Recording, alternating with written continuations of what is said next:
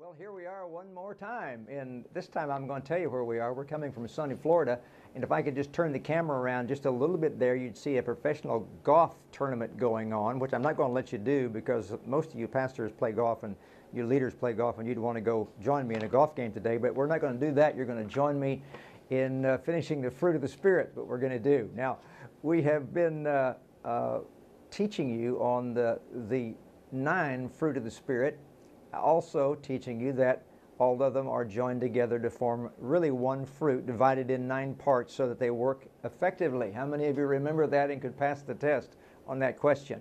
Most of you? Well, I hope so. So we've covered love and joy and peace and long suffering, and now today we're going to cover gentleness and goodness. I remember when I first learned this years ago, I thought that can't be a strength in a man's life, surely, being gentle and meek in those things. But when I read in the Word of God that the meek shall inherit the earth, I certainly gave it more attention than I ever had before when I was studying these fruit. So gentleness first, in the original language, that was a word called praotes. And gentleness is an excellent character in a man or in a woman. To be gentle is something that we really do have to develop. Now, I know there are people that are automatically gentle. You say, well, they've got these divine characteristics. We all know those folks. I don't happen to be one of those. I've had to develop that, being gentle. And believe you me, it does take work. It takes the Word of God to be able to encourage you and to know the specifics about how to be gentle. Now, let's just go on and look at what gentleness really does. Number one, it is a moral excellence in a person. It is not more so in one who has those basic divine characteristics than it is someone who doesn't, but one who develops it regardless. It becomes a divine characteristic in your life. And let me just say this, that if that one fruit was not available to you, nor could you develop it, your fruit development in your life would not be successful. Even that fruit, it takes that fruit, that gentleness, to be able to cause the rest of the fruit to work successfully the way God wanted it to for you to be successful in life. Now, this fruit is more than just gentleness and just more than kindness and easygoing in demeanor. It's a lot more than that.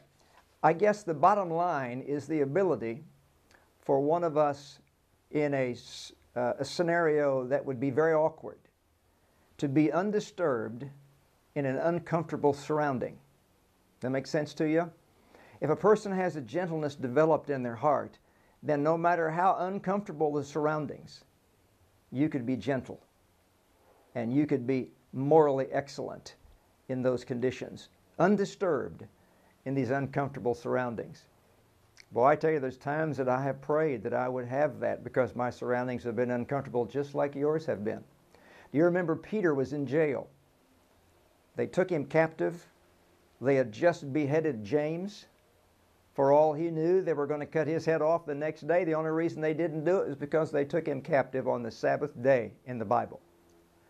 So there's Peter in jail. They just beheaded his dear friend James. The next day, he knew he was going to be beheaded himself. So what did Peter do?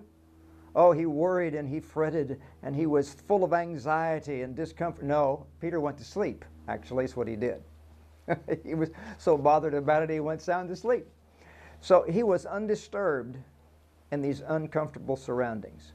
And because of the production of that moral excellence before God, having loved God so much that he trusted God, continuing with the peace of God that passed all understanding, and even the joy of the Lord, so that he would just go sound asleep.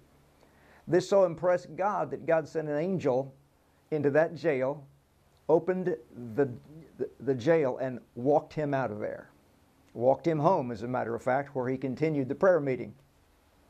Am I saying that's what's going to happen to you? Well, you never know about these things. They certainly could happen to us. I hope one of these days that we can develop these fruits so well that we can have God involved in our life so much that he is willing to send angels to us and help us out in these times of need. Well, you know, that's all for today, but I can't wait till tomorrow already. So I'll see you then. And before that, may the Lord bless you and strengthen you and help you as you go forth and produce these life forces today and tomorrow and forever in your life. God bless. Dr. Mike signing off. Bye-bye.